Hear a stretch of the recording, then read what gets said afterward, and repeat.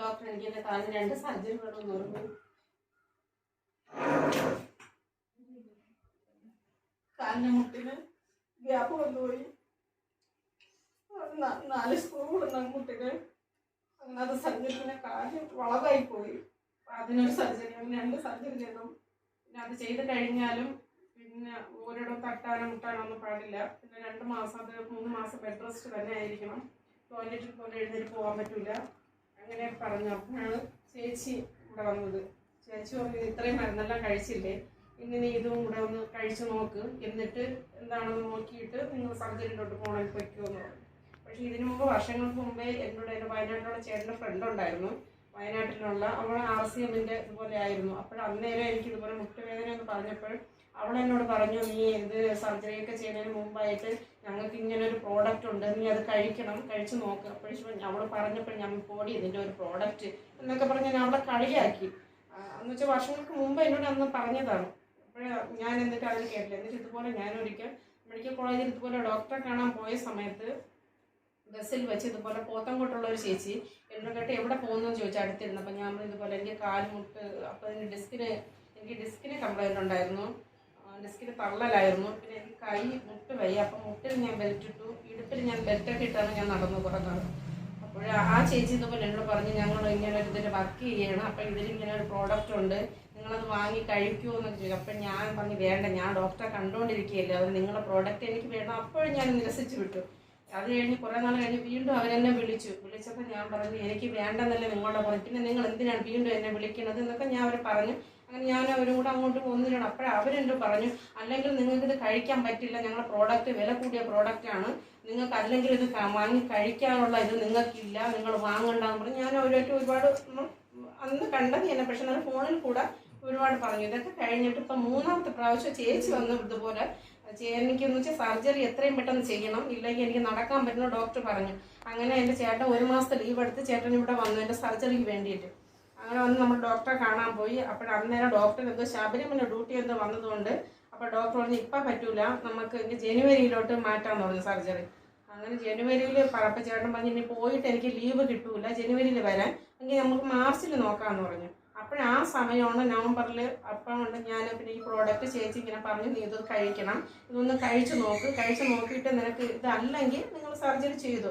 അങ്ങനെ ചേച്ചിയുടെ ഒരു ബാക്കിൻ്റെ അതിലാണ് ഞാൻ കഴിച്ചത്. പക്ഷെ ഇത് കഴിച്ച് കഴിഞ്ഞാൽ പിന്നെ കുറേ ദിവസം ഞാൻ 1 മാസം ഗാമയും ഒമേഗയും ആണ് 1 മാസം കഴിച്ചിട്ടാണ് ഞാൻ BJ സ്റ്റാർട്ട് ചെയ്തത്. അത് ഞാനിപ്പോൾ 6 മാസം പൂർത്തിയാക്കി. പക്ഷേ ഇത് കുറച്ച് ദിവസം കഴിഞ്ഞപ്പോൾ എനിക്ക് ഈ ടോയ്ലറ്റ്, യൂറോപ്യൻ ക്ലോസറ്റ് പോലെ ഇരുന്നിട്ട് എനിക്ക് എണീക്കാൻ പറ്റില്ല. എന്ന് വെച്ചാൽ വേദന ഇങ്ങനെ മുട്ടിൻ്റെ അവിടെ ഇങ്ങനെ മാറി വരും വേദന. ഇരുന്നിട്ട് എനിക്ക് ഇരിക്കാൻ പറ്റില്ല. എൻ്റെ ഈ വീട്ടിൻ്റെ 2 സ്റ്റെപ്പ് എനിക്ക് ഇറങ്ങാൻ പറ്റില്ല. സ്റ്റെപ്പ് അങ്ങനെ ഞാൻ ഒരിടം അങ്ങനെ പോകാൻ ഞാൻ ബസ്സിലാണ് ഹോസ്പിറ്റലിൽ പോകണം. പക്ഷേ അത്രയും കഷ്ടപ്പെട്ടാണ് ഞാൻ ഈ ഫുഡ് ബോഡിയിൽ നിന്നൊക്കെ ഞാൻ ഇറങ്ങുന്നത്. എനിക്ക് വണ്ടി ഉണ്ടെങ്കിൽ ഞാൻ എപ്പോഴൊന്നും ഞാൻ മെഡിക്കലൊന്നും വണ്ടിയിൽ പോകില്ല. അങ്ങനെ അത്രയ്ക്ക് ഞാൻ കഷ്ടപ്പെട്ടു. എൻ്റെ കൊച്ചിന് മക്കൾക്കായിരുന്നാലും അവരെ കാര്യമൊക്കെ നോക്കാനും.